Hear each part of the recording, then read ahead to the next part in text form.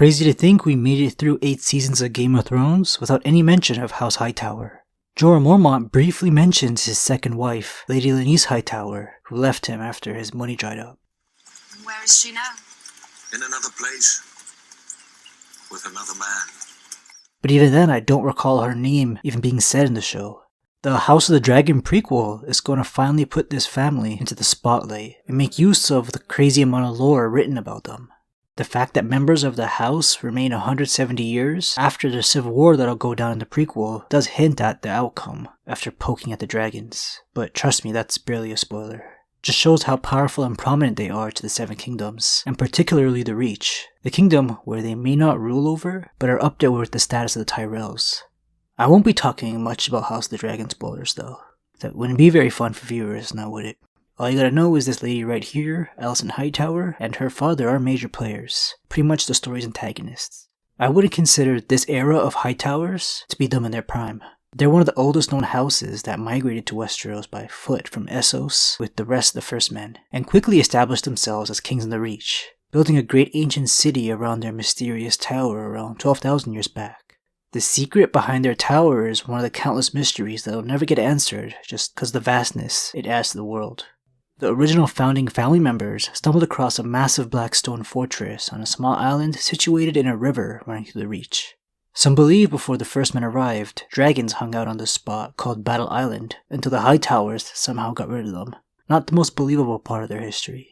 As for the fortress found on top of Battle Island, it's made out of strange square-shaped oily fused black stone that are found randomly throughout this world without anyone knowing its true origins.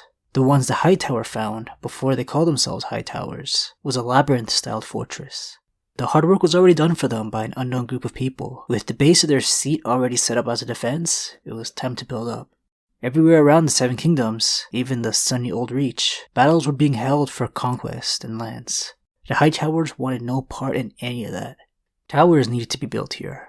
Even before the First Men, this area was a great trading location between the world's superpowers. Ancient races came here to exchange goods. Their tower needed a flame to serve as a lighthouse for trading ships. At first it was just a simple wooden beacon, 50 feet high, lighting up the night.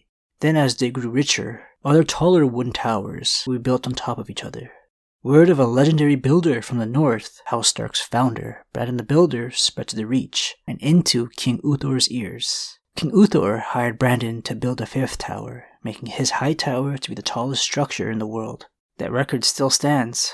It's not clear if Uthor is considered a founder, but his house is named after his title, King Uthor of the Hightower.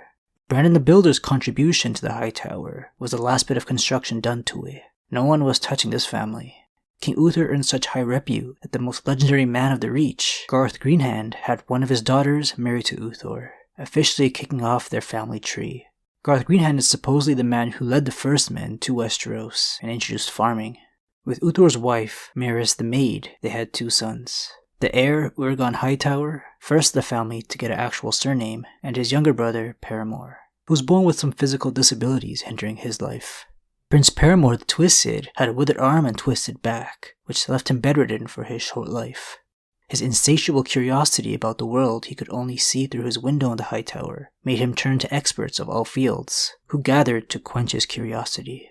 Wise men, teachers, priests, healers, singers, wizards, alchemists, and sorcerers came to Oldtown. The cities surrounding their tower would keep growing.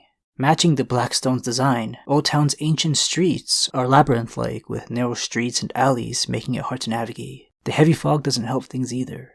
All this mention of cobbled stone, foggy weather, and sorcerers make this place seem something out of Harry Potter. Really cool world building here for the city. Since the Twisted Prince had no greater pleasure in life than listening to his scholars argue with one another, after his weak body finally did fail him and he died, his older brother, the new King Hightower, put aside a large plot of land for what he called Paramore's pets, so that they would establish themselves and continue teaching, learning, and questing after truth. This is the origins of the Citadel, and who knows whatever else. The Citadel, up until now in the current story, is where maesters are educated so they can spread their knowledge throughout the Seven Kingdoms. As much as the Hightowers have tried to progress this world, you can't really make it too far with fantastical events and creatures keep on holding them back. When potential war with the growing House Gardener, who were the most powerful kings in the Reach, came knocking, The last King Hightower put aside his crown and had a marriage alliance, becoming a vassal lord. When their lordship was at risk thousands of years later when another race of humans sailed to Westeros from Essos, again they just peacefully brokered a marriage alliance, welcoming them with open arms, and all they had to do was pick up their religion, the Faith of the Seven, which this race called the Andals introduced to the Seven Kingdoms. Though powerful and immensely wealthy, the lords of the Hightower have traditionally preferred trade to battle and seldom played a large part in the wars of Westeros. The castle Highgarden was where the ruling kings lived, but Oldtown was the largest city on this continent. That would only change when the Targaryens quickly sprung up King's Landing 300 years before the Game of Thrones begins. Oldtown had everything you needed. It's only one of 5 true cities in the Seven Kingdoms.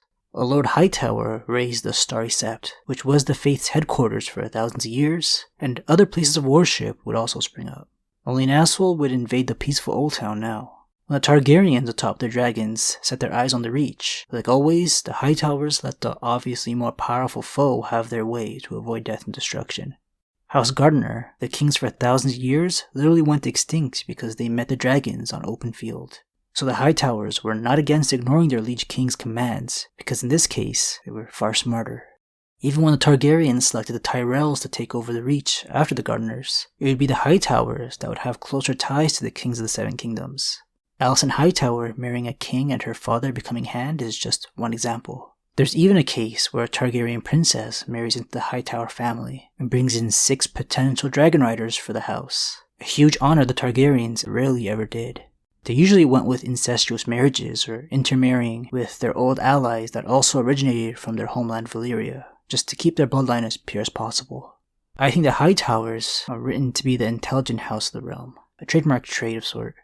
The Hightowers handled their rule masterfully, but ominous rumors were spreading about dark arts.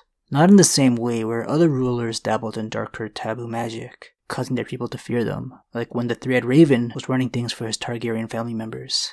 The Hightowers, with all these secrets and rumors, are still seen in a good light. The quote used to describe the family in the 4th book's appendix is, "Subtle and sophisticated, they have always been great patrons of learning and the faith. And it is said certain of them have also dabbled in alchemy, necromancy, and other sorcerous arts."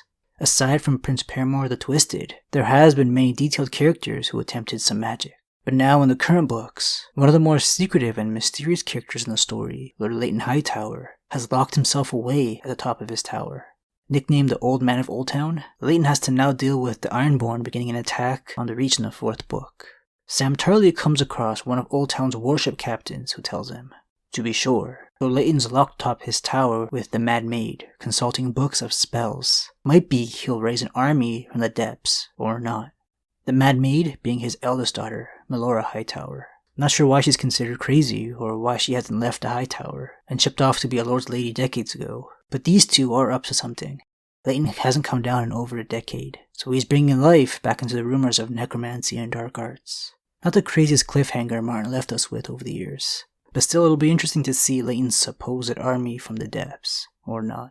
First up though, we'll be seeing the Hightowers attempt to play the Game of Thrones in a prequel. Thanks for watching, guys. I'll see y'all in a few days when I put something together about the Starks and House of the Dragon. See y'all then.